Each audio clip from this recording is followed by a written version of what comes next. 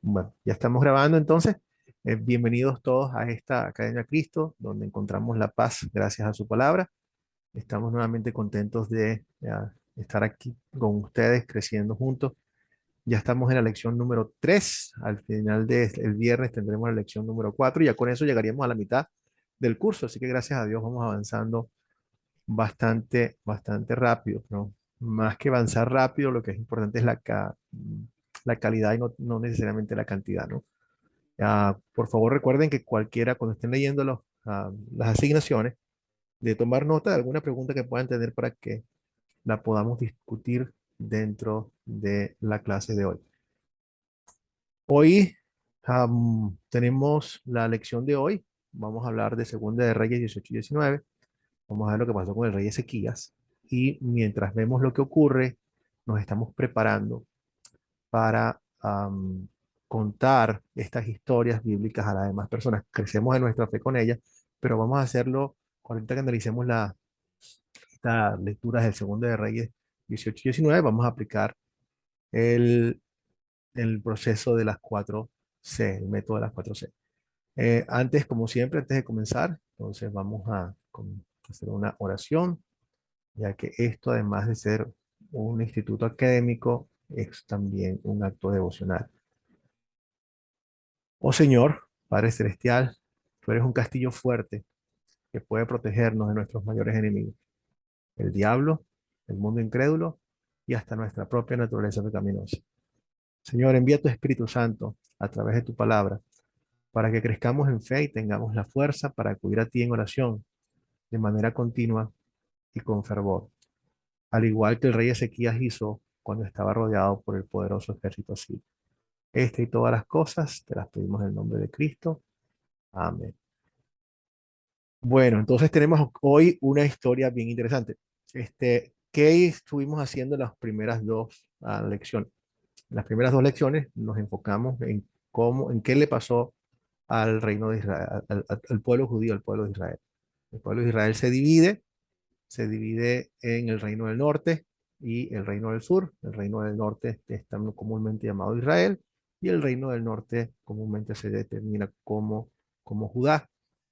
Esta división vimos que viene inicialmente por Salomón, que a través de sus múltiples matrimonios, poco a poco va cayendo en la idolatría también e introduce la idolatría dentro del pueblo de Israel. Las cosas van progresando hasta que Dios nuevamente como se termina dividiendo el reino. Y en las dos lecciones anteriores vimos qué pasó o qué estaba pasando en el reino del norte. Hoy vamos a hacer un switch, vamos a fijarnos ya ahora hacia el sur, a ver qué estaba pasando entonces en el reino de Judá. El reino de Judá estaba ocurriendo exactamente lo mismo, habían corrido con la misma suerte. Esta es una de esas historias que nos va a mostrar qué estaba ocurriendo en la parte del sur del reino de Judá. Entonces, como siempre, vamos a compartir nuestras opiniones e ideas con mucho cariño, con mucho respeto, como es natural entre los hermanos en Cristo. Y vamos a llegar preparados, siendo puntuales. Hasta ahora ha sido bastante bien. Y por favor, bueno, nos tratamos nuevamente con respeto entre todos nosotros. Ah, el grupo de WhatsApp, bueno, lo seguimos utilizando para colocar simplemente los anuncios de las clases, etcétera. Algunos han compartido algunas cosas que son bastante sencillas y prácticas y sí está bastante bien. Pero lo mantenemos de esa misma forma entonces. Les hablo de una vez, les adelanto, mm, para que no se nos pase y para que lo tengan en mente y sobre todo que mientras hacemos esta lección, ya ustedes pueden ir pensando en cómo vamos a aplicar esta lección y lo que están aprendiendo para el proyecto final. Yo les voy a ir nuevamente dándole toda la información que sea necesaria. Pero, ¿qué vamos a hacer en el proyecto final? Nuevamente, cada quien va a presentar una historia bíblica en un grupo de su comunidad utilizando el método de las 4C, que es el que estamos aplicando durante todas estas clases. El texto va a ser Daniel capítulo 3, el rescate del horno del fuego, muy buena lectura con muchísimas aplicaciones. Ustedes van a elaborar un plan y se lo van a entregar al profesor. O sea, en ese plan, lo que ustedes es como una outline, ustedes van a decir, bueno, profesor, voy a hacer el plan de la siguiente manera. Voy a invitar de esta forma a este grupo de personas, a mis amigos, a mis familiares, etcétera. Lo voy a hacer en mi casa. Voy a utilizar audiovisuales. Vamos a tener, yo tengo un televisor grande, lo voy a poner con la computadora. No se me pare de ahí. Déjenme ver si les pongo, ya, Ese déjenme área que colocar está atrás aquí. de otro ahí. Vamos a pedir, Ahorita, ahorita miremos, ya, miro a ver. un momentico para ver cómo pongo todo el mundo en mute.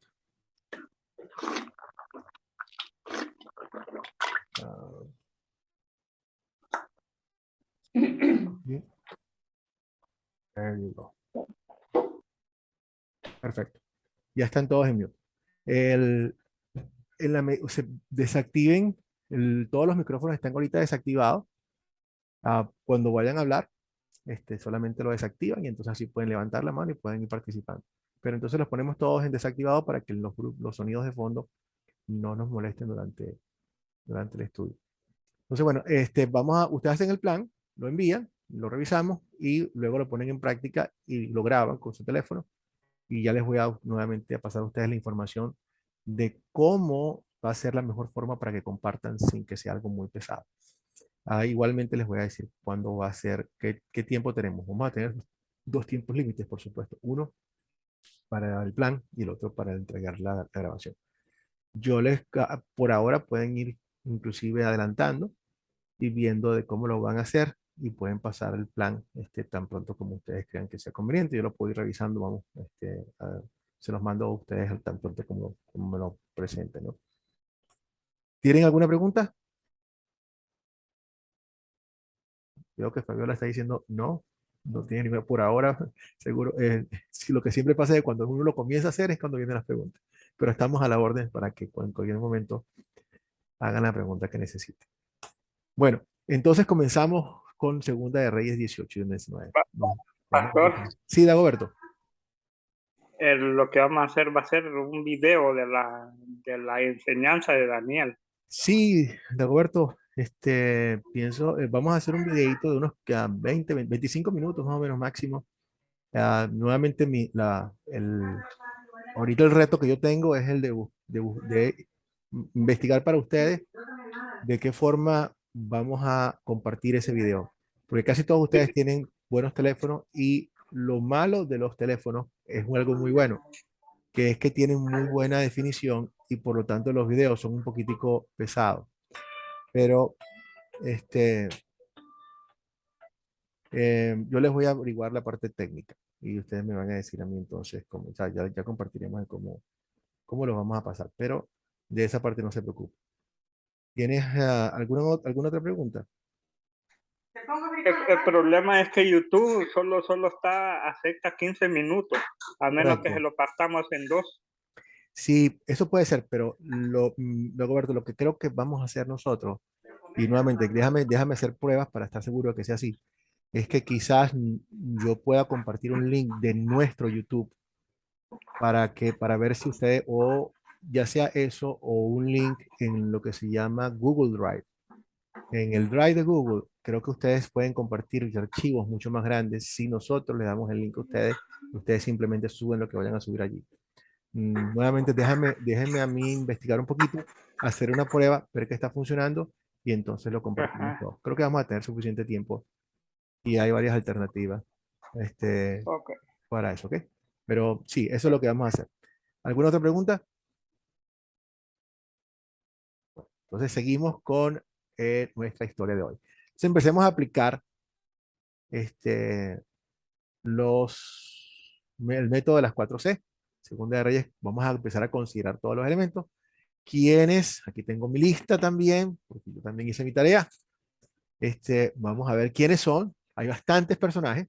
Vamos a ver cuáles son estos personajes que se aparecen aquí y yo voy a ir mencionando algunas características de cada alguno. Julio, ayúdanos con los personajes. Gracias, pastor. Bueno, los personajes que yo tomé son el rey Osea, del reino de Israel, Ok. el rey Ezequías, del reino de Judá, muy bien. La madre de Ezequías, que se llamaba Abí, Sí, que era hija de Zacarías, el profeta Moisés, Jehová, el rey de Asiria, Ya, ya, Salmanaser, rey de Asiria, Salmanaser, sí. el otro rey de Asiria también que lo sustituyó se llama Sanaquerib, Sí, Sennacherib, sí, señor. el hijo de Hilcías, Eliakim, Sebna, que era el escriba, Ojoa, hijo de Asap, el rey de Egipto, el profeta Isaías, Ujú, bien. Tiraca, rey de Etiopía, el ángel de Jehová que mató a los 185,000 soldados de Asiria, Excelente. Adramelac y Saresar, los hijos de Sanaquerib que lo mataron, Ujú, Esar Adón, que fue el rey que era hijo también del rey de Asiria y que lo sustituyó después de la muerte de su padre. Es lo que yo he tomado, pastor. muy bien. Creo Gracias. que la lista ha sido sumamente extensa, Julio. Muchísimas gracias. ¿Alguien, se nos pasó a alguien? ¿Alguien que tenga algo que se nos haya pasado? No sé, creo que yo estuve, tomé aquí lista y creo que los tienes a todos. Luis, Pastor, perdón, María. Sí. sí, los filisteos fueron nombrados igual, no lo escuché, No sé, creo que no los mencionó. No, pero porque aquí salen igual, hirió también a los filisteos hasta Gaza, dice, y sus fronteras. Sí, no lo mencioné, pastor. sí, tienes razón. Sí, correcto. Gracias, María. Muy bien. Excelente. ¿Alguien más? Bueno, tenemos entonces, déjeme compartir algunas cosas interesantes. Por ejemplo, Ezequías, muy buen rey, un creyente. Ezequías, un hombre que confiaba siempre en el Señor, así nos lo muestra la Biblia. Y una de las cosas interesantes e importantes de Ezequías es que su papá era muy diferente a Ezequías. Su papá, el rey Acaz, era un rey malvado, un rey no creyente. De hecho, Acaz nos muestra en el capítulo 18 cómo él inclusive llegó a sacrificar en el fuego a uno de sus hijos, o sea, ofreciendo a sus hijos como sacrificio en un holocausto. O sea, vemos que una de las bendiciones que Dios está mostrándonos aquí es cómo ah, Dios puede romper y rompe, de hecho, con, ah, con esta maldición generacional. Ustedes saben que muchísimas veces, como nosotros a veces, los padres, somos una gran influencia en nuestros hijos, o sea, una gran influencia, para bien o para mal. Por eso es que Dios dice que en muchas instancias, Él dice, cuando le dijo al carcelero, cree en el Señor Jesús y serás salvo tú y tu familia. La idea de que son salvos la familia por una persona no es porque esas cosas sean contagiosas, no es porque simplemente yo tengo influencia y entonces yo inmediatamente, sino que es porque los padres comparten la palabra con sus hijos y eso es una gran bendición. Entonces, cuando nosotros educamos el camino, el Señor nos dice, no te eduquen el niño en el camino del Señor para que éste no se separe de él. Entonces, como nosotros hemos visto que la manzana no cae lejos del árbol, o de tal palo tal astilla, esas cosas son ciertas. Pero aquí vemos que el Señor puede romper eso. Y a pesar de que el padre de Ezequías no era un creyente, él, afortunadamente, seguramente por la influencia de su mamá, de Abí, aquí nuevamente vemos una y otra vez cómo la fe de uno de los padres es bien importante, cómo nuestras madres también muchísimas veces son muy responsables para que las personas puedan tener fe. ¿Qué más podemos hablar de esto? Podemos ver cómo el Ezequías no se somete al rey de Asiria, o sea, él le manda tributos al principio para evitar que pueda ser invadido.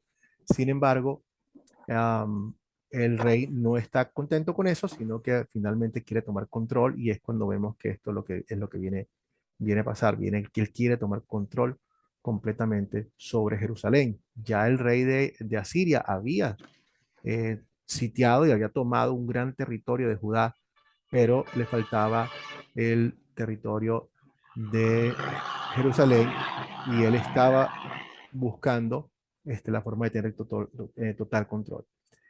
También vemos en este libro, aparece nuevamente aquí el profeta Isaías, el hijo de Amós, quién vamos nosotros a hablar un poco de él al final de la lección de hoy. Bueno, ¿cuáles son los objetos de, cuáles son los objetos de esta historia?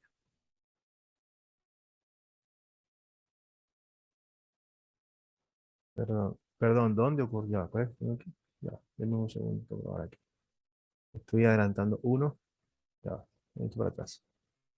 ¿Cuáles son los objetos de historia? Fabiola.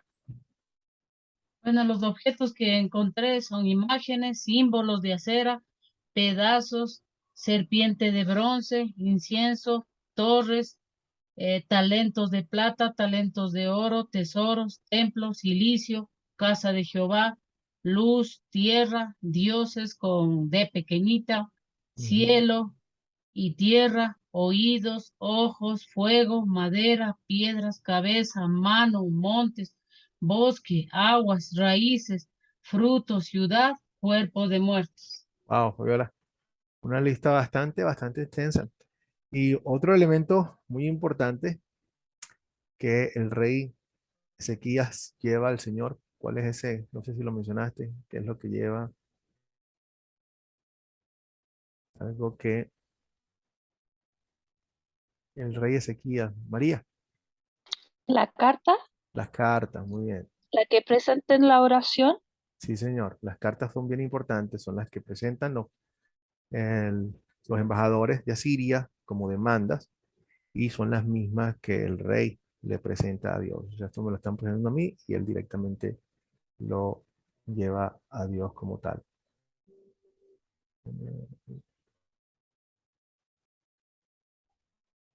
Bueno, 3.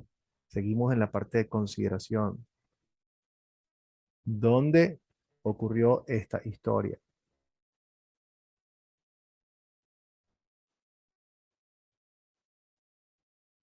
Hay varios sitios que se mencionan en esta historia.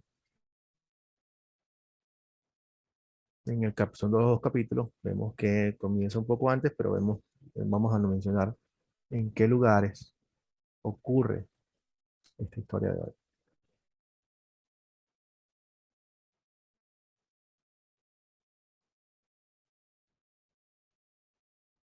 ¿Algún voluntario? ¿Dónde ocurre? Julio. Muchas gracias, pastor.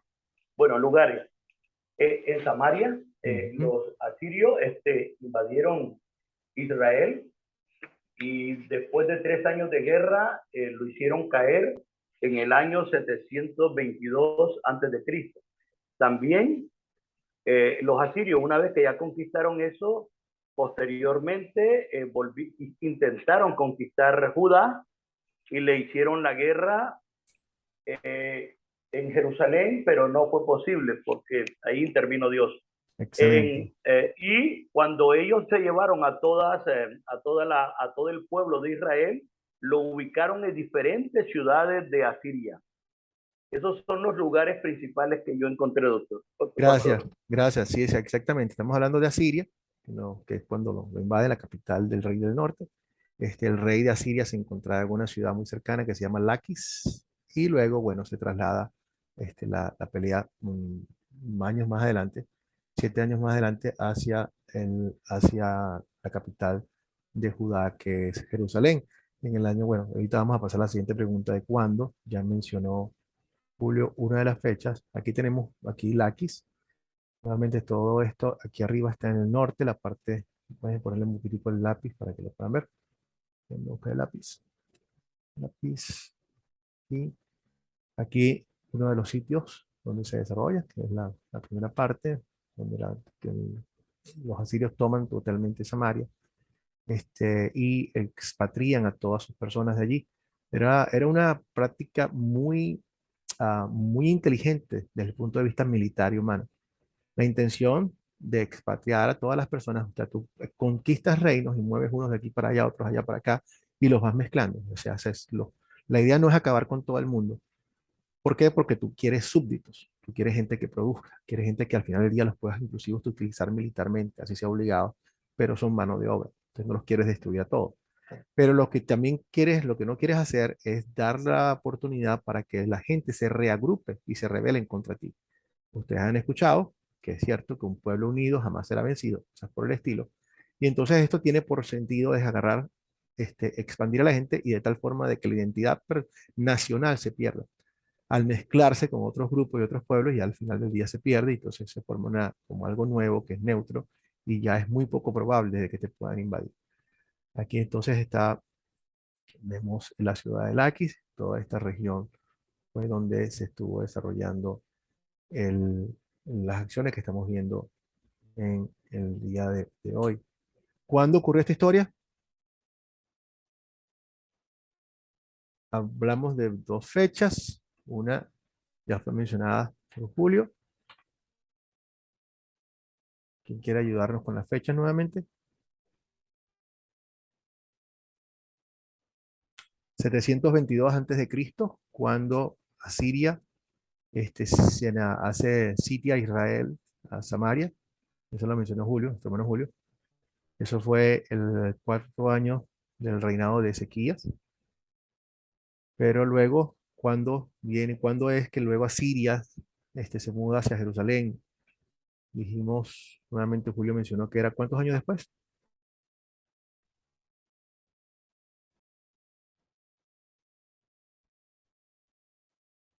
7 años después, ¿verdad? Aquí tengo algo en el chat. 7 años después, en el año El rey 700. Ezequías ya tenía 14 años de estar gobernando. Correcto. Sí, el año 14 del reinado de Ezequías, que corresponde al año 715 antes de Cristo. Luis, 687 aproximado, Luis, pero estamos Luis nos comenta en el chat que son 687 antes de Cristo. Esto, ciertamente el periodo es un poco amplio, pero cuando comienza el sitio, o cuando Jerusalén es sitiada, es aproximadamente en el año 700, 715 antes de Cristo, 14, en el año 14 del reinado de Ezequiel. ¿Cuál es el problema? ¿Cuál es el problema que tenemos aquí? Hay problemas grandes, problemas pequeños, pero si nos enfocamos en lo que está ocurriendo, ¿qué es lo que va a pasar? ¿Cuál es el problema que tiene el rey Ezequías en este momento?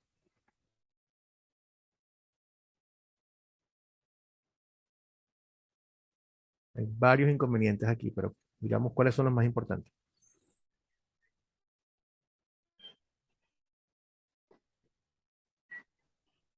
Leonardo, Uno era, más importante era que el pueblo iba a ser invadido por el rey Ezequías, por el rey Sennacherib, perdón.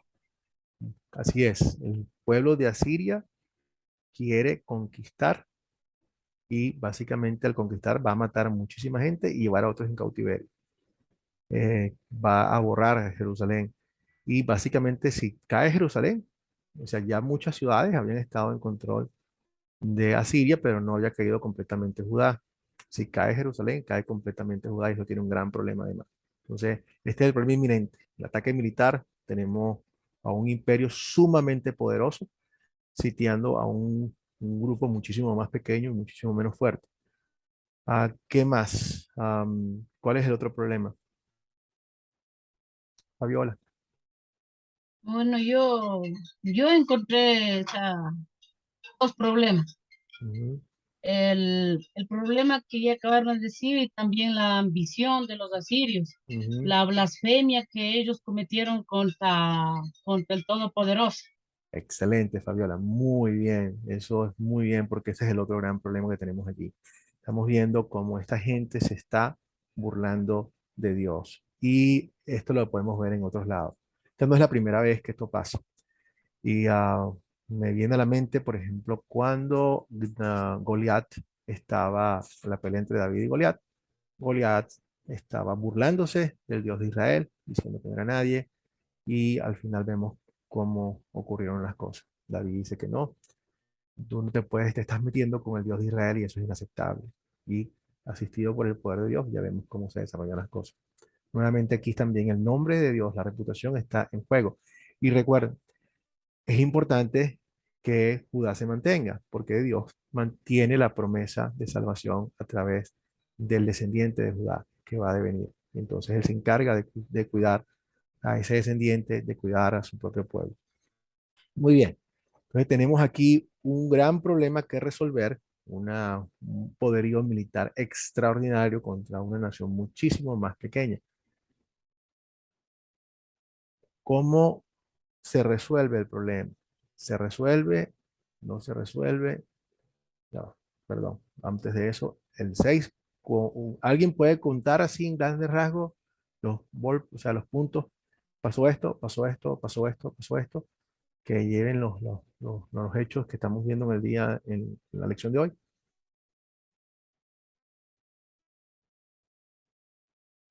¿Quién es mi voluntario de hoy para que nos diga qué fue lo que ocurrió? Primero pasó esto, segundo pasó esto. ¿Quién nos hace un resumen? Esto es algo que podemos nosotros pedir a nuestros estudiantes, que lo hagan, por ejemplo, en grupos. O sea, tú le puedes preguntar a alguien, dinos qué pasó al principio, y después le dices a la otra persona para que cada uno llegue al hilo de qué está pasando. Y así de esa forma, todos participan y vemos que si a alguien se le pasa, otra persona puede añadir algo, ¿no? Luis, por favor. Sí, buenas noches, pastor. ¿Puedo comenzar con los dos primeros puntos y mi compañero continúa? Claro, por supuesto, Luis, esa es la idea. Ok. Al principio del comienzo del reinado de Ezequías Ujú. y la destrucción de la figura y los altares de los dioses. Muy bien. Entonces, Ezequiel está haciendo algo muy bueno. Está borrando toda la idolatría de su pueblo. Y hay una cosa bien interesante. O sea, estamos bastante tranquilos, seguros y de esperarse, es lógico, que él destruya todos lo que es las estatuas de acera y todo lo demás. Pero que él llegó a destruir también la serpiente de bronce que Dios mismo había creado. Y nos dice por qué. Nos dijo que se había convertido en un objeto de idolatría. ¿Qué nos enseña a nosotros esto? Nuevamente, yo esto lo utilizo como uno de los puntos de referencia, que el corazón del ser humano es una fábrica de ídolos. Nosotros podemos convertir en ídolos cualquier cosa, incluyendo cosas buenas. La serpiente de bronce era algo muy bueno, extraordinario. Fue creado por Dios mismo. Dios mandó a crear eso. O sea, Dios sabía lo que estaba haciendo cuando mandó a crear la serpiente de bronce. Porque la serpiente de bronce no era otra cosa sino lo que llamamos un tipo o una señal para Cristo. Así como la serpiente fue levantada, Cristo iba a ser levantado. Y quienes miraran a la serpiente con fe, iban a ser curados de lo que estaba de la serpiente. Quienes levantan su vista a Cristo como fe, en Cristo crucificado, ese Cristo nos salva a nosotros. ¿Por qué? Por lo que hizo por nosotros. O sea, era un tipo de lo que Cristo iba a hacer. Es algo muy bueno. Y sin embargo, lo convirtieron poco a poco. Se empezaron a olvidar de qué realmente era lo que estaba apuntando y se enfocaron nada más en la figura como tal y convirtieron en la figura en un ídolo que necesitaba ser destruido. Eso también pasó muchísimas veces con el templo. El templo de Jerusalén era algo muy hermoso, muy precioso. El Señor habitaba allí, pero la gente pensaba entonces que el templo era realmente lo que había que adorarse, y no Dios como tal. Poco a poco se va perdiendo. Tenemos nosotros nuevamente que tener cuidado de no hacer exactamente lo mismo. Hoy continúa igual. Tenemos bendiciones que Dios nos da, como el bautismo. El bautismo, donde a través de esas aguas Dios implanta un nuevo ser, un nuevo renacer, nos reviste de Cristo, nos da fe, en fin. Pero entonces pensamos que el agua que utilizamos para el bautismo, entonces es un agua especial que tiene un poder mágico y tengo que ir a la iglesia a pedir esa agua porque esa agua me va a proteger. Entonces lo convierto en un amuleto. La misma palabra de Dios, que es preciosa, la convierto también en un amuleto porque no es que estoy confiando en lo que dice la palabra, sino que si la tengo abierta en el Salmo X en frente de mi casa, me va a proteger a mi casa. Ya realmente estoy convirtiendo la Biblia, la palabra de Dios, en un amuleto y no estoy confiando en lo que ella dice. Pero es que tenemos que tener cuidado con ese tipo de cosas porque todos estamos propensos a esto. ¿Qué más ocurre después de esto? Gracias, Luis. ¿Quién quiere seguir después de que Ezequías destruye todas estas cosas? ¿Qué está pasando? Entramos rápidamente en, en lo que ocurrió. ¿Quién nos va a ayudar? ¿Quién continúa?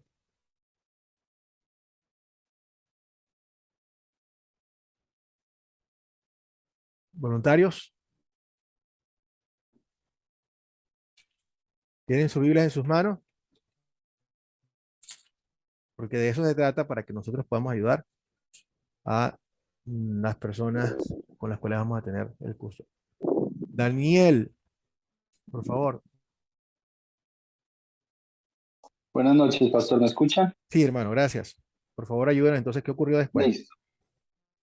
Bueno, entonces, luego hablan de la caída de Samaria, ¿sí? Ujú, En muy el bien. año cuarto del rey Ezequías, Ujú, bueno, fue tomado, cayó Samaria y los israelitas eh, fueron exiliados.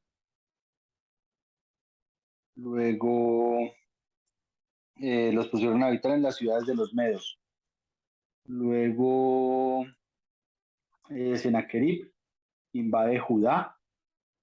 Esto es a los 14 años del reinado de Ezequías. ujú, Eh, Ezequías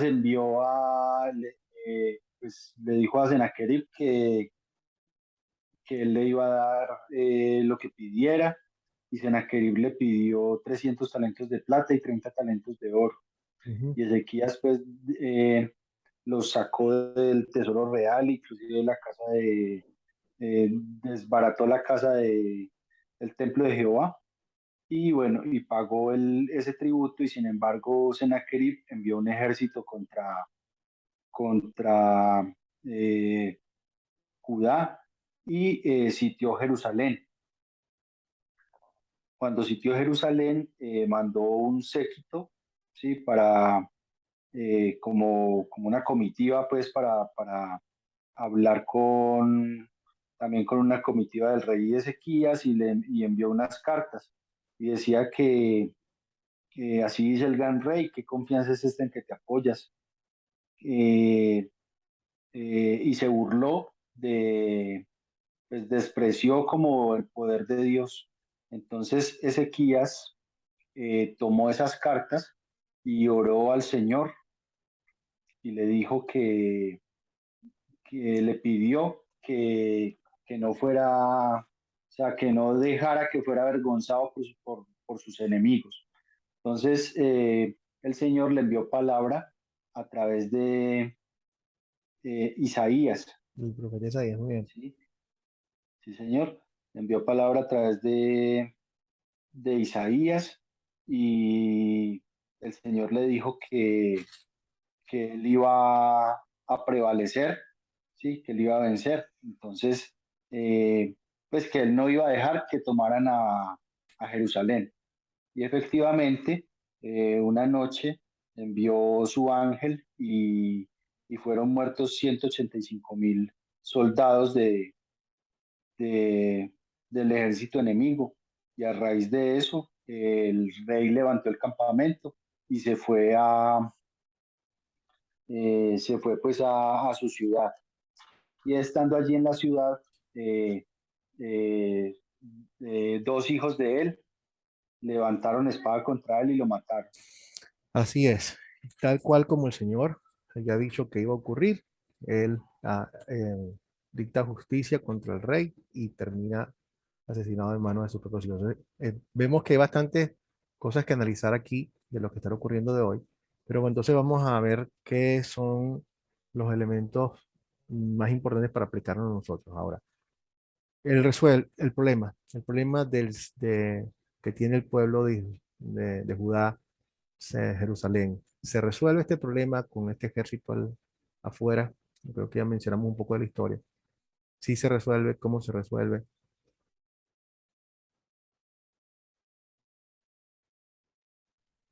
¿Qué podemos decir de cómo, si se resuelve el problema o no, y cómo se resuelven estos problemas?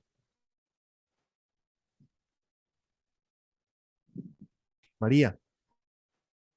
Pastor, creo que se resuelve, como lo decía mi hermano, em, cuando oró. Ezequiel a Dios mostró la carta y y les dijo que no quería ser avergonzado, ni el nombre de Jehová tampoco, ¿cierto? Porque sabemos que es el Dios verdadero. Y ahí es donde manda Jehová a su ángel, ¿cierto? Y mata a 185 soldados de Asiria, y dice que en la mañana se levantan y ven estas muchas personas muertas, ¿cierto? Y el rey de Asiria vuelve, creo, a Nínive, derrotado, ¿cierto? Y creo claramente convencido de que nuestro Dios es el Dios real. No era ese Dios, como decía una hermana también ahí, con la D pequeña. Es un Sí, Dios con la D grande. el verdadero y único Dios. Los demás son Amén. solamente creaciones del ser humano y cosas que quieren aparecerse como Dios, pero no lo son. Entonces, muy bien, vemos que sí se resuelve el problema. Y evidentemente el problema lo resuelve una única persona que puede resolverlo, que es nuestro Dios. Vemos que Dios nuevamente escucha nuestras oraciones, las de Ezequías, pero también las de nosotros.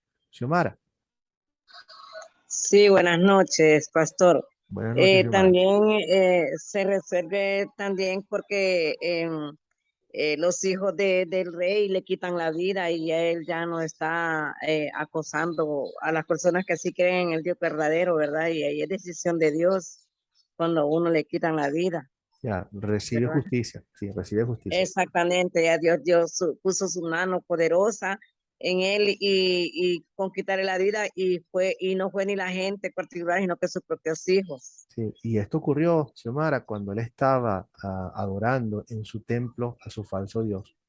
O sea, Exactamente, porque Dios es nuestro Dios es un Dios de celos. sí, es Él, una solo a él le podemos adorar, a nadie más.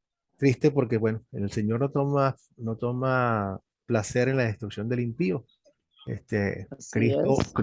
Cristo moriría también por él, pero cuando el Señor es rechazado, la gente trae sobre sí el mismo la condenación, ¿no? Ahora, ¿cómo hace el Señor, cómo libera al pueblo? Vimos que el ángel del Señor es el que hace el trabajo. Ah, Exactamente, cuando mata a los 180,000 personas. 180, hay que verle la cara y el tamaño de todo esto, pero nuevamente nos podemos regocijar en lo que Sí, Dios siempre ha dicho. No hubo ninguna intervención de parte ni del ejército de Ezequías ni de las personas allí, sino fue totalmente el trabajo de Dios como tal. Y esto nos da a nosotros una gran paz. Esto es lo mismo que el Señor dijo en Éxodo 14:14. Quédense tranquilos que el Señor peleará por ustedes. Acude a mí también, como dice en el Salmo, en los momentos de angustia, yo te libraré y tú me glorificarás. El Señor pelea por nosotros. Y es nuevamente un gran aliento, pero también un gran aprendizaje para que nosotros dejemos que el Señor sea quien actúe y quien pelee. Muy bien. Vamos entonces a entrar en la parte de consolidar. ¿Ok? Vamos a consolidar. Y si podemos resumir esta historia en un encabezado, aquí pasó esto, ¿qué diríamos de qué se trata esta historia?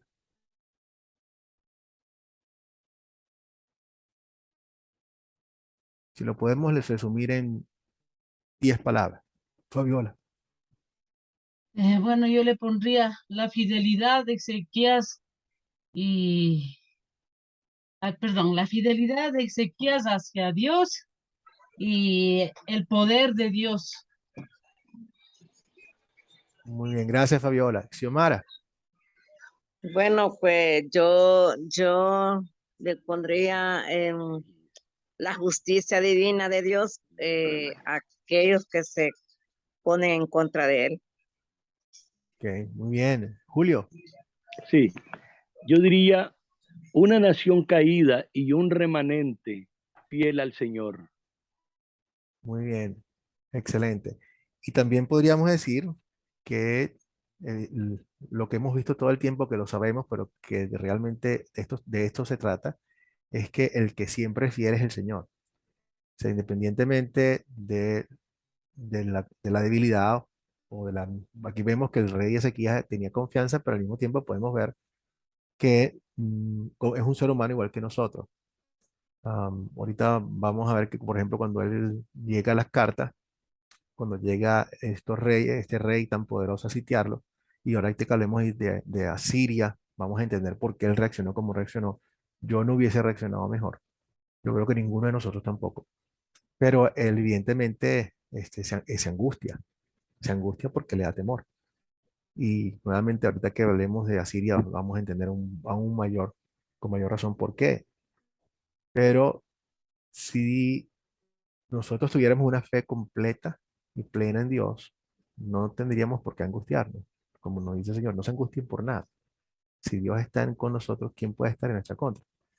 Pero Ezequías, un hombre fiel, igual como otros hombres, tienen su naturaleza pecaminosa y se angustia porque tiene una amenaza enfrente de él bastante grande que humanamente para él es imposible.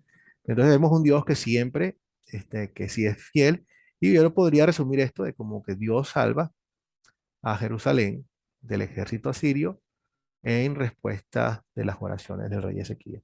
Esto también es importante porque vemos Sí. cómo un líder influye en el resto del pueblo. O sea, por eso es tan importante también que nosotros veamos a quién ponemos como líder en nuestros países y a quién ponemos como líder también de las personas que nosotros imitamos. ¿Quién es nuestro héroe? ¿Quiénes son las personas que nosotros quisiéramos ser? O sea, ¿cuáles son nuestros ídolos? En ese sentido, llamándolos en el sentido humano. O sea, ¿quién yo quiero imitar? ¿Quiénes son las personas a quienes me gustaría parecer? Esas personas, dependiendo de su formación, van a hacer una influencia en el resto. En Internet, ahorita los llaman, en inglés se llama influencers, que significa personas de influencia.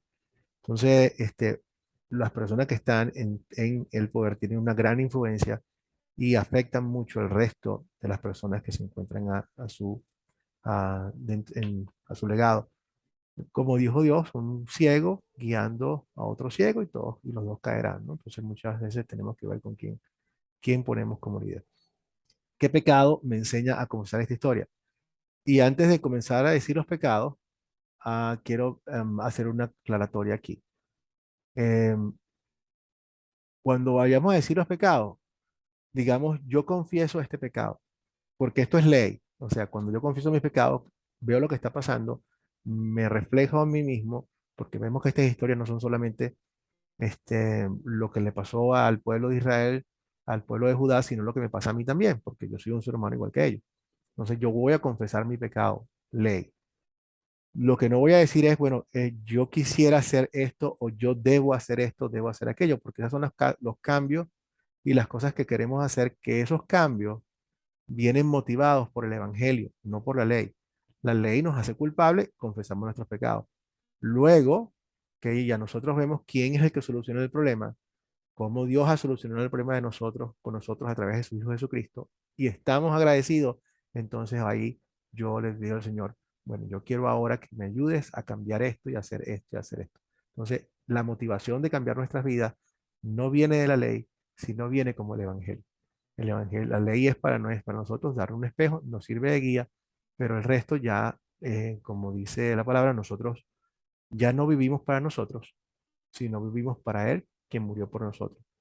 Eso viene solamente después de que Dios nos ha mostrado el Evangelio. Entonces, ¿quién quiere comenzar?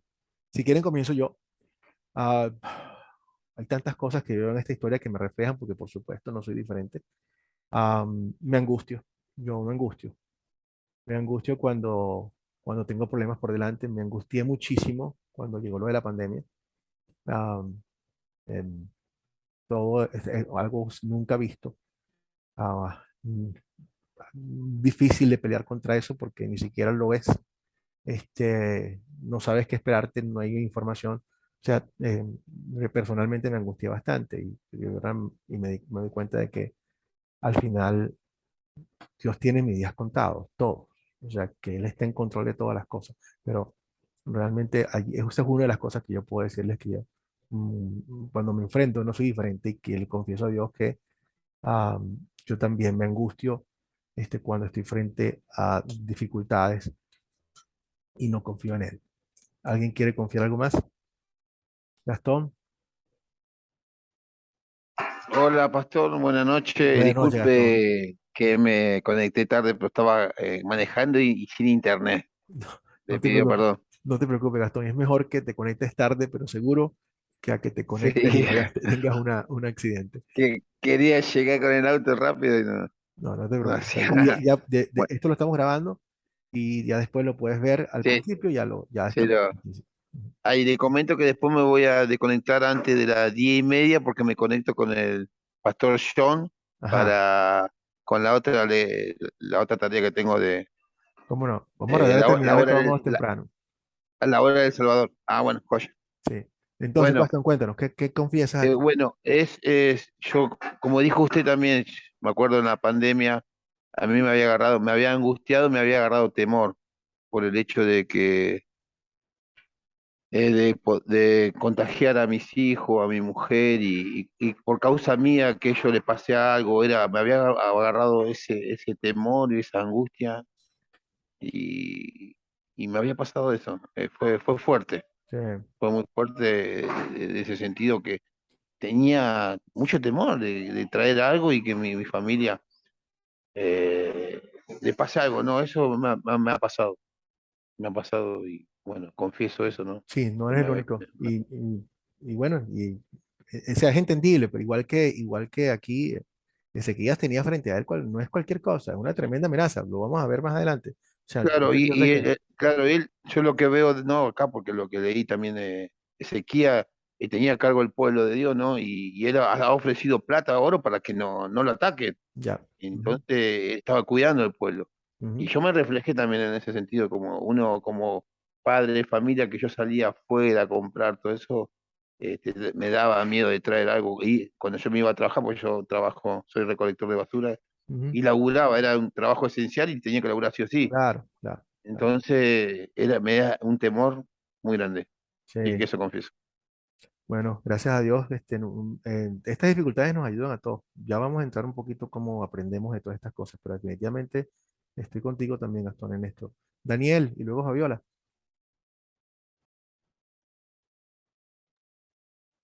Bueno, yo confieso el pecado de la idolatría. Como tú decías ahorita al principio, el ser humano es una fábrica de ídolos Ujú, y muchas veces por cosas sutiles, el trabajo, eh, los pasatiempos, las redes sociales, empezamos a poner cosas delante o sea, en primer lugar, y el Señor siempre quiere el primer lugar. Entonces, esa fue la causa de la caída del reino de Israel. Vemos que el reino de Israel cayó y el reino de Judá prevaleció precisamente porque su rey Ezequías se fió de Dios, sí, puso esa situación en manos de él y salió adelante. Y lo contrario, el reino de Israel fue arrasado y todo el pueblo terminó exiliado. Y básicamente, y lo dice la palabra, que fue a causa de su idolatría y de su pecado. gracias, Daniel. Igual, definitivamente es algo que todos nos reflejamos allí. Fabiola. Bueno, yo confieso la desobediencia y el pánico, Ujú, justamente siendo con esta situación. ¿Por qué la desobediencia? Porque cuando vino esta cuestión del virus y nos dijeron que nos encerremos y a veces yo no hacía caso y salía a la calle a trabajar. Y luego de eso el pánico, porque cuando me cogió el virus y ya no podía respirar, entonces tenía pánico y no me quería morir. Me cogió la desesperación. Pero luego de eso vino la calma porque comencé a clamarle a Dios y a reconocer que sin Él no era nada. Y eso ujú. confieso. Gracias, Fabiola. Sí, bueno, definitivamente todos estamos aquí identificados con estas cosas porque nos apegan a todos. Podemos resumir que en general podríamos decir que confesamos que caminamos muchas veces por vista y no por fe. Caminamos por lo que vemos y no por lo que Dios nos está diciendo y eso hay que confesarlo. Confesamos que muchísimas veces nos rendimos ante gente muy poderosa que odia a Dios porque son precisamente muy poderosos. como somos pequeños, la gente como blasfema al Señor, dice las cosas y nos da temor de mantener nuestros puntos, simplemente nos callamos porque son muy poderosos para nosotros. Yolanda.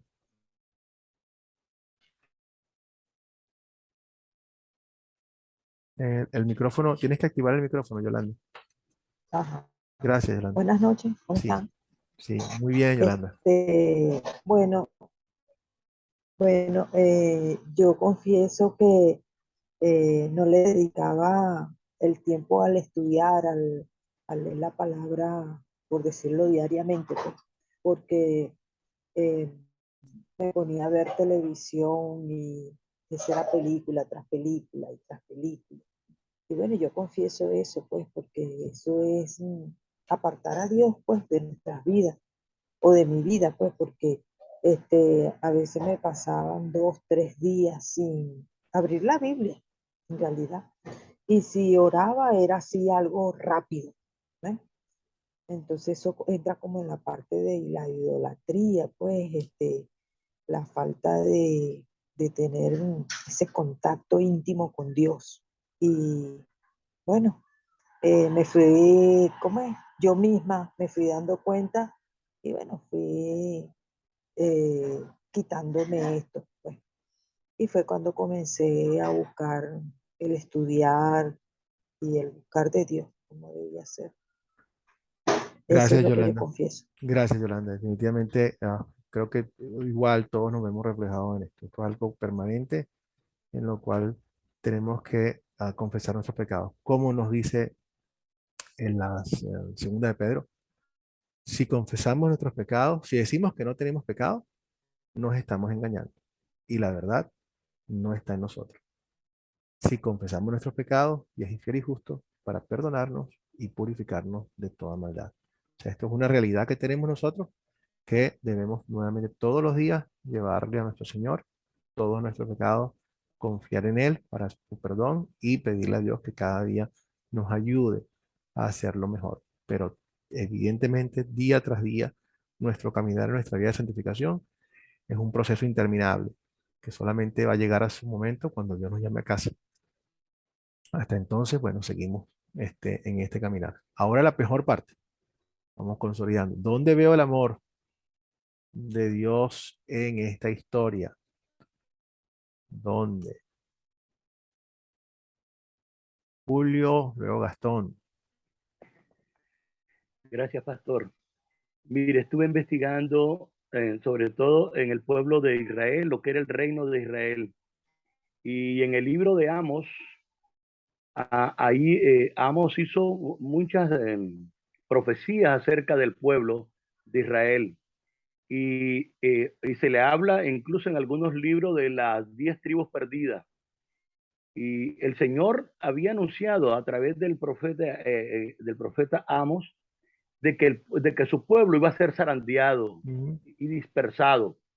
Pero realmente ese pueblo no desapareció, está disperso, pero ese pueblo está ahí, y ahí veo yo el amor de Dios. Y en las investigaciones que se han hecho, una gran parte de ese pueblo, que esas 10 tribus que se dan como perdidas, las ubican en la parte occidental, en Europa, en los Estados Unidos. Y veo el amor de Dios también en el caso del pueblo de Judá, las tribus de Judá, Benjamín, incluso remanente que quedó en Samaria, y lo vemos en la historia de Jesús, que ahí había un remanente que había quedado, o no sé cómo regresó, que después ellos fueron tropiezos para los primeros judíos que vinieron cuando cayó Babilonia y empezaron a reconstruir los muros. Entonces vemos que el Señor nunca se ha olvidado de su pueblo, que Él, a pesar de la desobediencia, a pesar de la caída de Israel y posteriormente la caída de Judá, el Señor ahí está trabajando, trabajando con su pueblo, y que realmente ese pueblo que se dispersó no se ha perdido. Ahí está en alguna parte de esta tierra, y alguna vez, no sé, a lo mejor regresan a Israel. Entonces veo que qué lindo es nuestro Señor, a pesar del pecado, a pesar de la rebeldía, de la idolatría, porque Todos los reyes de Israel fueron idólatras y llevaron al pueblo a una perdición total, a separarlo totalmente de Dios. Pero mire, cómo miro el amor de Dios, pues que aún en medio de eso el Señor está cuidando de su pueblo. Es mi comentario, pastor. Gracias, Julio. Muchísimas gracias. Gastón. Pastor, el amor de Dios lo veo en esta historia sobre Ezequías que oró por el remanente que quedaba, ¿no? Cuidando a ese remanente, él quiso hacer todo para que los asirios no ataquen y no destruyan y nos lleven cautivos y lo que sea que iban a hacer sobre el pueblo de Dios. Y Dios vio, lo que no, yo leyendo la historia, ve la voluntad de Ezequías sobre su pueblo. Y bueno, mandó la ayuda del ángel, ¿no? Para que lo saque de esa aflicción, de esa tribulación que iban a suceder. Muchísimas gracias, Gastón. Entonces sí, definitivamente vemos Dios en su trabajo de preservación, de cómo Él preserva a su pueblo y a su gente, independientemente de que, como nos dice la Biblia, nosotros fallamos, pero Él no nos falla. Por eso es que cuando Dios jura algo, Él lo jura basado en su propio nombre, porque es lo único que realmente puede cumplir. Cuando Él hace un pacto con Abraham, le hace el pacto entre Él y el pueblo, y el pacto que al principio había era, si yo hago esto, tú haces esto, si yo hago esto, tú haces esto. Si ustedes me responden, yo voy a hacer esto, es un pacto de doble, se llama de dos líneas. O sea, todo el mundo va a cumplir. En el caso de el pacto que finalmente hace Dios con nosotros, es un pacto unilateral, que Dios lleva a cabo su salvación aun cuando nosotros no nos lo merecíamos. De punta a punta, Dios envía a su Hijo y nos salva y paga por nuestros pecados, aun sin nosotros haber hecho absolutamente nada. Dios lo hace de entrada y de lleno. ¿Por qué? Porque Él es el único que puede cumplir, es el único que es verdaderamente fiel. Y aún así, Dios de bueno nos llama, nos busca y nos regala esa salvación a nosotros. Dios es totalmente fiel y es totalmente amoroso. Él no toma destrucción, no toma placer en la destrucción del impío. Y al final vemos cómo realmente sí, el interés de Dios no es simplemente salvar a su pueblo Israel, sino que Dios tenía toda la intención de salvar a todo el mundo. A pesar de los conflictos que habían entre el reino del norte y Judá, lo que se formó allí por esta mezcla que hubo de las personas que trajeron de otros reinos sobre Samaria y había adoración a Dios, pero mezclada con otras religiones, y por lo tanto los judíos no se la llevaban bien. Vemos que Jesús cuando sube dice, tenemos que ir a Samaria. Y Jesús va y predica, y habla con la mujer de samaritana y predica a los samaritanos y vemos que hay una gran acogida. Y al final vemos que el cumplimiento real de la preservación de las tribus somos nosotros, porque el Israel que Dios habla del futuro no es el Israel anterior, son los hijos de Abraham. ¿Y quiénes son los hijos de Abraham? Nosotros, todos aquellos que hemos creído en Jesucristo como nuestro Señor y Salvador, de costas lejanas, de todos lados. Llamaré gente de otras tribus que no eran mis tribus, que no eran mi pueblo.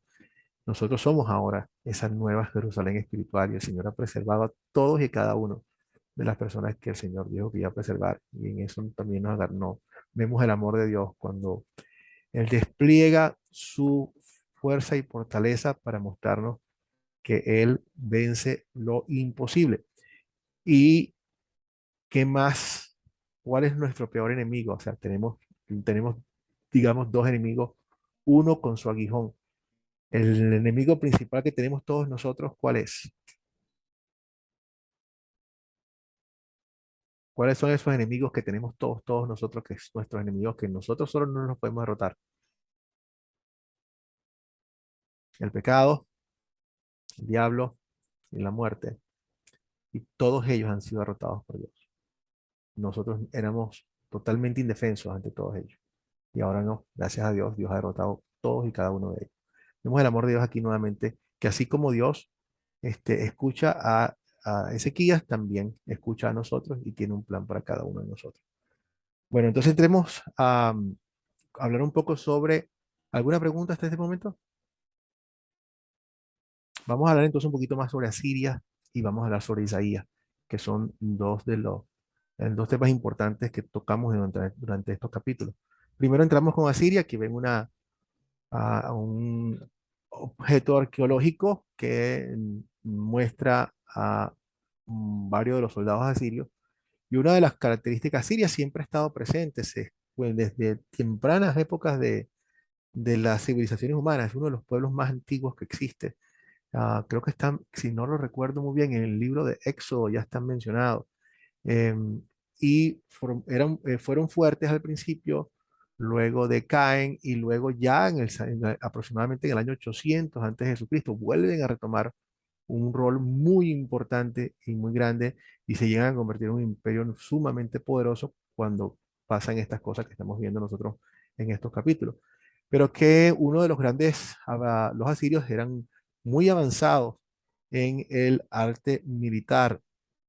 Ellos estaban alojados en la región de Mesopotamia, entre el río Tigris y el río Éufrates. Yo le voy a mostrar un plano ahorita de cómo se ve. Y sí, desde Génesis, de hecho, no de Éxodo, Génesis 10 nos habla de la construcción de la ciudad de Nínive, que es la capital de Asiria. Asiria nuevamente era muy fuerte porque ellos fueron los que empezaron a utilizar a gran escala en forma militar, como ustedes lo ven aquí.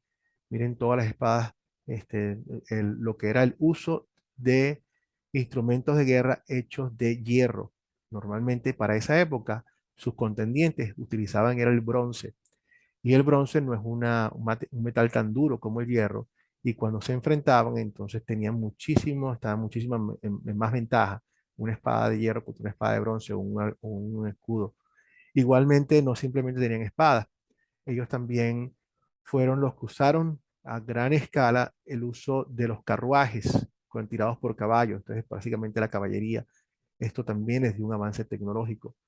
Otra cosa que ellos también desarrollaron fueron las torres, esas torres que nosotros vemos en las películas, donde ellos van avanzando con torres fortificadas para poder subirse hacia las murallas y entonces invadir, y muchísimas veces, a veces tenían más maquinaria con la cual abrían túneles y abrían huecos sobre las paredes. Todo este tipo de cosas eran avances militares que realmente les dieron una gran ventaja sobre el resto de los pueblos. Sobre eso, Asiria se caracterizó todo el tiempo por ser uno de los pueblos más crueles que podía existir. Eran sumamente crueles porque ellos querían someter a los pueblos basado en el temor, en la intimidación.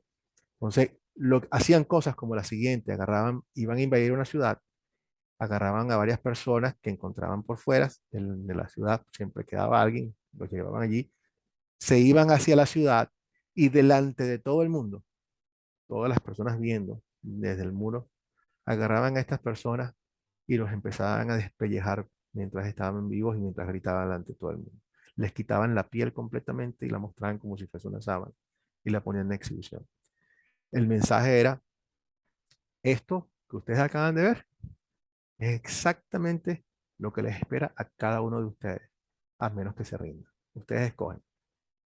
O se rinden, se ponen bajo nuestro mando, o esto es lo que le va a pasar a ustedes, y miren lo fuerte que estamos. Miren lo que ha venido pasando. Ya hemos conquistado este reino, este reino, este reino, este reino, este reino. Ustedes no son más grandes que ellos. Ninguno de los dioses anteriores pudieron contra nosotros. Ustedes tampoco van a poder. Así que ustedes deciden qué van a hacer. Agarraban a las personas y las impalaban. Eran unos troncos bien afilados y los ponían como una chupeta y a las personas las colgaban como si fuesen adornos en varios sitios para que nuevamente infundir temor. A otros los agarraban en la tarde, los ponían en la noche y les prendían fuego mientras estaban vivos y los hacían gritar y los calcinaban delante de todo el mundo. Nuevamente eran un terror para cualquier persona, para cualquier pueblo que se enfrentaba. Esto ahora nos hace entender a nosotros por qué el profeta Jonás, cuando Dios le dice: Jonás, tienes que ir a hablar allá a Nínive y a predicar la palabra. Jonás, ¿se acuerdan cuál fue la actitud de Jonás? Se negó a ir. ¿Por qué se negó a ir? ¿Ya entienden por qué? De hecho, el mismo libro muestra por qué fue que se negó. ¿Por qué se negó? Porque para el profeta no tenía mérito ir a hablar con esa gente malvada. Claro. Eran sumamente crueles. Y eso es bueno que me menciones, Julio, que no tenían ningún mérito, porque ese es el problema de Jonás y es mi problema también. Que yo digo, estas personas no se merecen la palabra del Señor, no se merecen que se arrepientan. Yo no quiero que se arrepientan, yo quiero que se destruyan. Y al final del día, realmente, yo sí me lo merezco. Me merezco yo, tengo yo los méritos para ser salvado. Y si voy a lo que dice la Biblia, la verdad es que no, porque cada uno de nosotros era enemigo de Dios como tal. Pero esto es algo que tenemos que tener cuidado porque así como le pasó a Jonás, también tenemos nosotros esa perspectiva. Leonardo. Sí, Pastor, Dios está incorrecto, pero también Jonás no quería tampoco ir a Nínive porque sabía que Dios era misericordioso. Precisamente. Y entonces, ¿cómo iba a quedar como profeta si él decía que iba a ser destruido el pueblo? Entonces iba a quedar en duda su credibilidad como profeta también. No, Leonardo, no porque lo que Dios le estaba diciendo, él sabía precisamente lo que está diciendo. Él sabía que Dios era un Dios misericordioso y ese era el temor de él, que al final del día él lo que no quería es que esa gente se arrepintiera porque el Señor los iba a perdonar, porque eso es lo que estaba diciendo Dios. Dios le dijo, si ustedes se arrepienten, yo voy a dejar de hacer esto. Y, o sea, ya estaba anunciado. Y es exactamente lo que él no quería. Él quería que esta gente más bien no creyera, que no se arrepintieran, porque lo que Jonás quería era que lo destruyeran. Así es, porque el mensaje era, arrepiéntanse ya. Exactamente. Entonces, sabía que se iba a arrepentir el pueblo, entonces cómo quedaba él como profeta. Mira, y Leonardo, perdía su credibilidad enseguida. Y nosotros como Jonás tenemos que entender que nosotros no somos precisamente mejores. O sea, habremos nacido muchos, quizás hayamos tenido la ventaja de tener buenos padres, tener buenas influencias, pero realmente la Biblia nos describe a todos como enemigos de Dios, a todos y cada uno. Ninguno de nosotros es meritorio. Y el Señor, como dice, yo tengo compasión con quien yo tenga compasión, con quien yo quiera tener compasión. Y esto no es una prueba de arbitrariedad, sino sencillamente es una prueba de la gracia de Dios. Yo voy a tener compasión aún con la gente que no se merece tener compasión, que son ustedes, que soy yo. Yo no me lo merecía. Entonces, pero nos ayuda a entender un poco más porque este, la, el Jonás fue reacio. Nuevamente, no es el único. Recuerden cuando el apóstol Pablo lo envían para que hablen con el apóstol Pablo, le dice, no me acuerdo el nombre de a quién fue que enviaron para hablar con Pablo, y él le dice al Señor, Señor, este es el hombre que está persiguiendo a tu pueblo. O sea, ¿estás seguro de lo que estás diciendo? ¿Estás seguro que me quieres mandar a mí? No recuerdo exactamente ahorita quién, no me viene el nombre a la cabeza, pero es exactamente lo mismo.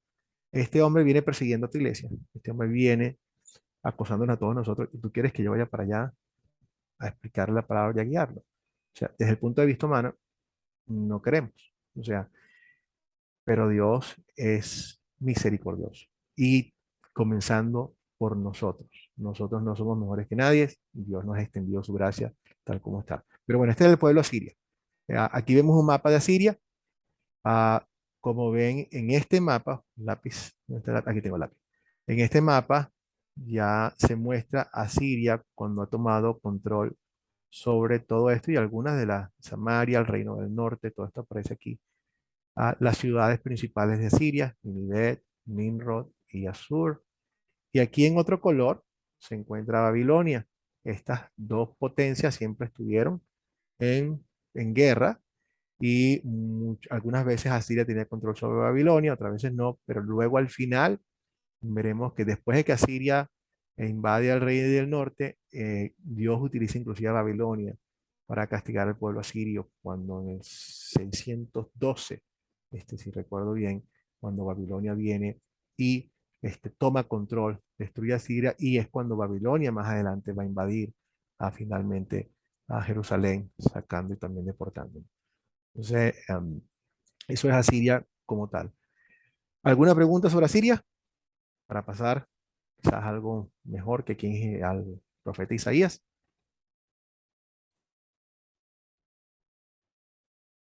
mencionamos cosas como lo que hicieron, sacando a la gente y reportándola por todos lados. Y eso llevó nuevamente a que el pueblo de Samaria se corrompiera tanto con las mezclas de la gente que venía. Igual Dios decretó la caída de Asiria. Sofonías y Nahum profetizaron acerca de la destrucción de Asiria, y eso ocurrió efectivamente en el año 612 antes de Cristo, cuando los babilonios la destruyeron. Entonces, hablemos entonces de quién es el profeta Isaías, hijo de Amós. Isaías Ya, tú pediste la puerta. tiene un ministerio extenso que comienza con el rey Usías. Luego también él tiene su ministerio durante el rey Jotam, Acaz, y también el rey que vemos aquí, Ezequías. Isaías era un hombre casado. Ah, está buscando para español acá. Déjenme, se me pasó aquí. Déjenme poner nuevamente, ponerlo en mute. Siempre lo... El tema el hombre casado, él con dos hijos, contemporáneo del profeta Miqueas. Muchas veces hasta Miqueas y el profeta Isaías tienen capítulos que son casi idénticos, y es obvio porque estaban profetizando durante el mismo tiempo y al mismo pueblo y sobre los mismos problemas. Entonces es muy común que el mensaje de Dios para ambos es el mismo. El profeta Isaías es uno de los profetas mayores que tiene un grandes escritos, y es considerado por muchos, Isaías es considerado el quinto evangelista. Está Mateo, Marcos, Lucas y Juan. Pero Isaías, algunos dicen que debe estar dentro de la categoría de los evangelios, porque en el Antiguo Testamento pocas personas, pocos escritores muestran el evangelio de forma tan clara como lo hizo Isaías. De hecho, nosotros sabemos que Dios nos dice que el Antiguo Testamento es una sombra de lo que habría de venir. La realidad se encuentra en Jesucristo, y Cristo es el cumplimiento de todas las cosas. Pero yo digo que Isaías es una sombra en colores, tridimensional y en alta definición. O sea, esa sombra es tan extraordinaria que Isaías, cuando predice lo que va a ocurrir en la crucifixión de Cristo, Isaías ve con mejor lujo de detalles qué es lo que está ocurriendo en la crucifixión, que ni siquiera sus discípulos que estaban viéndolo lo pudieron ver. ¿Por qué? Porque Isaías vio lo que estaba ocurriendo verdaderamente. Y vamos a ver esas promesas ahorita. Mientras que los discípulos vieron a un hombre agonizando y muerto, y eso fue lo único que vieron. Isaías estaba viendo qué estaba ocurriendo verdaderamente. Y eso viene, ahorita les comparto con ustedes los slides para que vean esa Isaías 53, qué hermoso es, ¿no?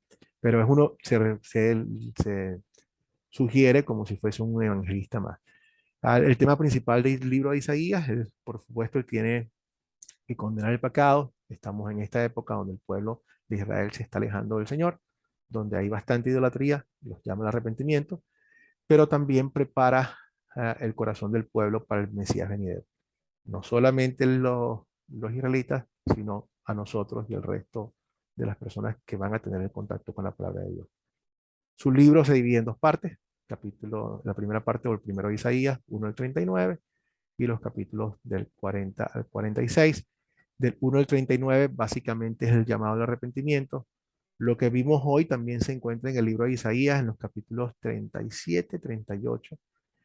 En el capítulo 39 vemos que ocurre algo que también está en este libro, que es cuando Ezequías, en un momento también de orgullo, quiere mostrar que quiere lucirse con los reyes de Babilonia, y los invita a su palacio y les muestra todo lo que tiene. O sea, mira el carro que tengo, mira el helicóptero, mira esto, mira aquello, o sea, mira,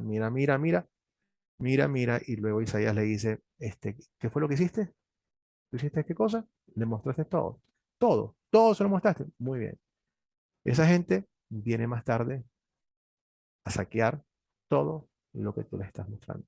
Y eso exactamente fue lo que pasó después de esto.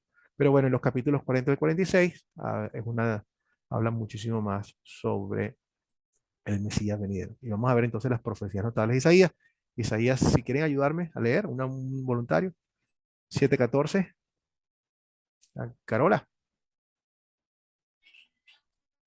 Por tanto, el mismo Señor les dará la señal. He aquí que la Virgen concebirá y dará a luz un hijo, y llamará su nombre Emmanuel. ¿Se cumplió esta profecía de Isaías? Sí. ¿Cómo, cuándo, en quién? ¿Quién es este niño que se llamaría Emmanuel? Jesús. Jesús. Jesús. Y la palabra Emmanuel significa Dios con nosotros. Dios con nosotros. Esto es un niño como tú y como yo, un ser humano, pero no simplemente un ser humano, también es Dios al mismo tiempo. Y es Dios estando con nosotros. Nuevamente mostrándonos que a pesar de la desobediencia, de la idolatría, cualquier cosa, Dios sigue adelante con su proyecto de salvación. Segunda profecía, otra más. Estas no son todas, son algunas seleccionadas. Un voluntario o voluntaria. Luis, María, atenta para la que viene. Buenas noches.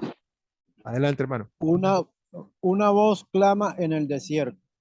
Preparen el camino del Señor. Enderecen en el páramo una calzada a nuestro Dios. Luis, ¿de quién está hablando aquí esta profecía? ¿Dónde se cumple esto? ¿Cuándo lo vemos? Sí. En la entrada a Jerusalén.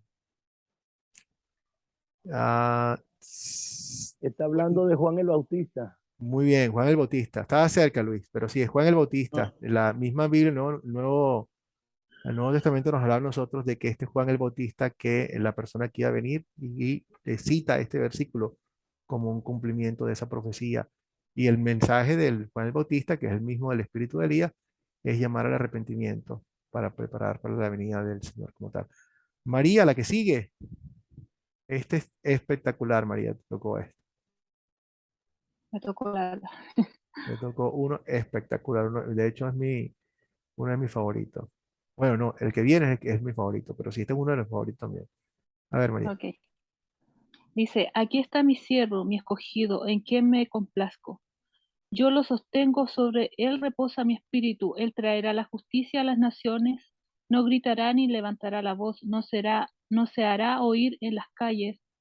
No hará pedazos la caña quebrada, ni apagará la mecha humeante. Traerá la justicia por medio de la verdad. No se cansará ni se fatigará hasta que haya establecido la justicia en la tierra. Las, las costas esperarán sus enseñanzas, y quiero que abras los ojos de los ciegos, que saques de la cárcel a los presos y de sus calabozos a los que viven en tinieblas. Muchísimas gracias, María. Y fíjense, ¿de quién está hablando aquí? Nuevamente es importante ver el contexto. En muchas circunstancias, cuando habla del siervo, está hablando del profeta. O sea, mi siervo es el profeta, inclusive a veces cuando Dios habla del siervo, habla de la nación. Pero en este caso, ¿de quién está hablando? ¿De quién es este siervo, el siervo que Isaías está hablando aquí? Para mí es Jesús. Muy bien, porque ¿dónde vemos a Jesús aquí? Lo veo en todo. En el ¿Verdad? que reposa el espíritu, sí, en el que no levanta la voz, el que saca a los presos, el que le abre el ojo a los ciegos, todo, el que saca ¿Verdad? de las tinieblas a la luz, sí. Mejor dicho, de dónde no verlo, ¿no? ¿Dónde no ¿Dónde verlo? no verlo? Sí, Sí, aquí sí. está, este es mi siervo, y esto nos lleva en quien reposa mi espíritu, nos transporta inmediatamente al día del bautismo de Jesús, donde el Espíritu de Dios reposó sobre él y donde estas palabras las dijo Dios mismo. Este es mi hijo amado en quien yo me Tengo complazco. complacencia. Oh, Amén. ya. Y todo lo que viene a hacer, a traer a luz, mira, la última parte, cuando Juan el Bautista tuvo su duda, o sea, ¿qué está pasando? ¿Es este el Mesías que ha de venir? Y Jesús le dice, díganle a Juan que los ciegos ven, los cojos andan y a los pobres les anunciaba el evangelio. O sea, ay, hermanos, nosotros sin algo podemos confiar en la palabra de nuestro Señor.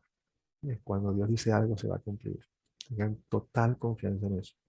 O sea, nadie va a quedar defraudado, ninguno de nosotros, que ponga su confianza en Él. Dios nos viene diciendo esto de hace muchísimo tiempo y es digno de confianza. Todas estas cosas son para nosotros, para deleitarnos nosotros en su fidelidad. Y finalmente, ¿quién quiere ser el que va a leer este hermosísimo versículo de Isaías? ¿Quién quiere ser? Julio, adelante. Gracias. Con todo, Él llevará sobre sí nuestros males y sufrirá nuestros dolores mientras nosotros creemos en Dios. Lo ha azotado, lo ha herido y humillado, pero Él será herido por nuestros pecados, inmolado por nuestras rebeliones. Sobre Él vendrá el castigo de nuestra paz, y por su llaga seremos sanados. Amén. Gracias, Julio. Y bueno, esta es una de las mejores ilustraciones de qué es lo que está ocurriendo en la cruz. Mientras nosotros lo creíamos muerto, herido, humillado, Él estaba, Él estaba derrotando la muerte. Él estaba pagando el precio de nuestra salvación. Así, molido por nuestras rebeliones. Sobre Él cayó el castigo, que es el precio de nuestra paz. La paga del pecado era la muerte. Y Él pagó. Pagó con su propia sangre, con su propio sufrimiento. Y recibió lo que cada uno de nosotros merecía. Dios trató a Jesucristo como pecador, como nosotros. Y Dios se encarga de que nosotros entendamos que realmente así fue, para que no quede ninguna duda de que Dios es justo y para que tampoco quede ninguna duda de que Dios pagó por la deuda que teníamos. Cuando Cristo gritó en la cruz, Padre mío, ¿por qué me has abandonado? Exactamente estaba diciendo, estoy pagando con todo lo que se requería para el perdón de cada uno de ustedes. Dios abandonó a su Hijo para no abandonarte a ti y a mí. Ese fue el precio de nuestra paz. Y por sus heridas hemos sido sanados nosotros. Cuando Cristo murió, fue para derrotar a la muerte como tal. Una bendición de lo que hace nuestro Señor por nosotros. ¿Preguntas hasta ahora? ¿Algún comentario sobre Isaías o alguna otro punto de la lección de hoy? Bueno, sin más, entonces pasamos a nuestra tarea de hoy. Les voy a pasar el link. Ya llegamos a la mitad del curso este viernes. A la lección número 4 les voy a pasar el link nuevamente, un material adicional para que revisemos el resumen de las 4C. Y vamos a leer Jeremías 36 y 37, al mismo tiempo Segunda de Reyes, capítulo 25 en sus Biblias. Y entonces vamos a responder a las preguntas que están en la hoja del estudiante. Muy bien, ¿alguna pregunta sobre esto? Si no, entonces pasamos a pasamos a la oración. Bueno, Padre Celestial. Pastor. Sí, por favor, Daniel, antes de... No, pues solo como para complementar todo lo que has dicho de Isaías, pues en lo que he podido estudiar, era uno de los profetas preferidos de Jesús. Él lo citó en varias de sus intervenciones, incluso cuando estuvo en Nazaret, que es en un sabbat, que tomó la palabra, tomó el rollo de Isaías y leyó el capítulo donde decía: el Espíritu del Señor está sobre mí por cuanto me ungió el Señor y me ha enviado a predicar libertad a los cautivos. Y bueno, es un capítulo muy hermoso, y al final dijo: esta palabra se ha cumplido entre vosotros. Entonces él se autoproclamó allí como el ungido del Señor. Me Así es. parece espectacular, y como tú dices, Isaías es un referente obligatorio de todo hijo de Dios, porque maravilloso, la verdad. Esos libros. Amén. Gracias, Daniel, por nuevamente mostrarnos eso de cómo Dios nos viene anunciando desde todo el tiempo. Todo esto que estamos viendo en la parte histórica es la historia de la salvación de Dios. Cómo Dios en la historia lleva a cabo su plan y cómo nos dice exactamente cómo van a pasar las cosas al pie de la letra. Y por eso, bueno, si Dios no nos ha fallado y no ha fallado nunca desde el principio, no va a fallar cuando Él nos dice que Él va a regresar y va a regresar pronto. No nos va a fallar con las promesas que nos ha hecho y podemos confiar en Él permanentemente.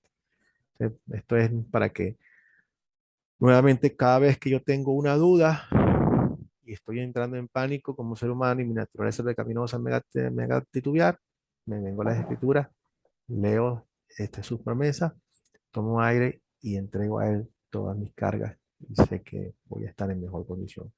Sea lo que sea que el Señor quiera decidir. Al final de la lección quiero nuevamente recalcar en esto que acabo de decir. Dios escuchó la oración de Ezequías y esto es un aprendizaje para nosotros. Siempre lo hace, pero quiero hacer el énfasis que Dios nos va a escuchar a nosotros, pero Él nos va a responder de la forma en que Él nos quiere responder y nosotros vamos a estar bien y estamos agradecidos. El problema está cuando nosotros queremos que Dios simplemente nos responda de una y una sola forma. Eso no es lo correcto. Y ya nuevamente al final de la clase les hablaré un poquitico más. Julio. Yo no sé si lo dio porque en un momento se me cortó la señal, pero es importante lo que dice la escritura acerca del rey Ezequías, que no hubo ni antes ni después de él mejor rey que él, y se está refiriendo a la obediencia que él fue con el Señor. O sea, él siguió a Jehová Dios en todos sus 29 años de reinado, y eso es muy lindo. Por eso Dios muy agradecido con él también. Gracias, pastor. Gracias, sí. Dios nos promete a nosotros que si cuando Él nos regala la fe, que es un regalo de parte de Dios, y nosotros lo seguimos, las bendiciones de Dios vienen. O sea, algo que Dios repetitivamente nos está diciendo. Ahora, muchísimas veces estas bendiciones pueden ser cosas difíciles, como puede ser inclusive cuando nosotros estamos haciendo el bien, no necesariamente vamos a recibir bien. Dios dice que el cristiano tiene que cargar su cruz y seguirle. O sea, no es fácil. A veces por hacer el bien vamos a ser perseguidos como lo hicieron los apóstoles. Y si ese es el caso, eso sería también una bendición, como dice el apóstol Pablo. Si Dios me considera digno de sufrimiento, bienvenido sea. Entonces, pero siempre estamos siendo bendecidos porque estamos en sus manos, porque sabemos cuál es el futuro que nos depara. Y le pedimos a Dios que nos ayude a reflejar esa fe en nosotros y a seguir su palabra, a seguir su voz, a ser tan fieles como otros, ser imitadores de Ezequías, imitadores del apóstol Pablo, tal como él es imitador de Cristo. Pero lo más importante que todos los profetas nos muestran, Isaías, Ezequías y todo lo demás, no es simplemente su obediencia, porque ellos ven como vemos en todos, Elías, todos ellos, como seres humanos, como muchísimas veces flaqueaban, pero Dios decía, tranquilo, yo soy Dios y mi papel principal como Dios es el de perdonar, es el de salvar. Y en ese sentido nosotros confiamos completamente en su perdón y en su amor. Bueno, de hecho, eso es una buena forma para que nosotros te hagamos nuestra oración de hoy. Padre Celestial, te damos tantas gracias, Señor, porque sabemos que podemos confiar en ti en todo momento. Tú eres fiel todo el tiempo. Señor, si se tratara simplemente de nosotros, sabemos que no tendríamos ninguna esperanza. Pero tú eres Dios. Tú eres el Dios del pacto, Señor. El Dios del pacto por el amor a tu propio nombre. Señor, tu gracia es inconmensurable y te damos el privilegio de que nos hayas llamado a ser parte de tu familia. Te pedimos, Padre, que nos ayudes a cada día más a afianzarnos en ti, en confiar en ti, en caminar por la vista, por la fe y no por la vista, por la fe en tus promesas y en tu palabra. Gracias, Padre Celestial, y ahorita también ayúdanos a que nosotros podamos mostrarles a otras personas todo lo que tú tienes preparado también para ellos, la salvación que hay en tu vida. En el nombre de Cristo te pedimos esto y todas las cosas. Amén. Bueno, mi familia querida, los veo entonces, sin más, vamos a parar la grabación.